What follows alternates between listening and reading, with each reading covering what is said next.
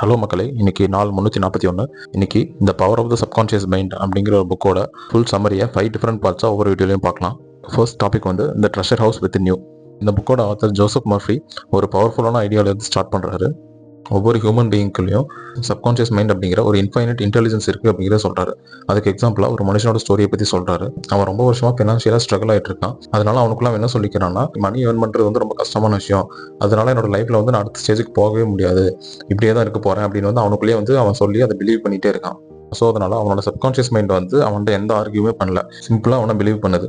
எப்போ அவன் ஒரு ரியலைசேஷனுக்கு வந்து ஆப்பர்ச்சுனிட்டிஸ்லாம் வந்து என்னை நோக்கி வந்துட்டு இருக்கு, நான் வந்து அடுத்த ஒரு நல்ல ஸ்டேஜுக்கு வந்து போக போகிறேன் அப்படின்னு வந்து பிலீவ் பண்ணுறானோ, அப்போது அவனோட மைண்ட் வந்து காம் டவுன் ஆகி புது புது ஐடியாஸ் வந்து அவனுக்குள்ளே வர ஆரம்பிக்குது.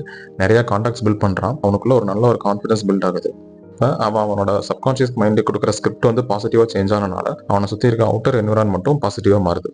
இதில் லெசன் என்னன்னா, நம்மளோட சப்கான்ஷியஸ் மைண்ட் வந்து நம்மளை எப்பவுமே லெசன் பண்ணிகிட்டே இருக்கு. நம்ம ரிப்பீட்டடாக அதுக்கு என்ன நம்ம ஃபீட் பண்ணுறோமோ அது வந்து நம்மளோட ரியாலிட்டியாக மாறும் அப்படின்னு சொல்கிறாங்க. பார்ட் 2 வீடியோவில் நம்ம சப்கான்ஷியஸ் மைண்ட் வந்து எப்படி நம்மளோட தாட்ஸுக்கு ரெஸ்பாண்ட் பண்ணுது அப்படிங்கிறத பற்றி பார்க்கலாம். கன்சிஸ்டண்டாக இருங்க.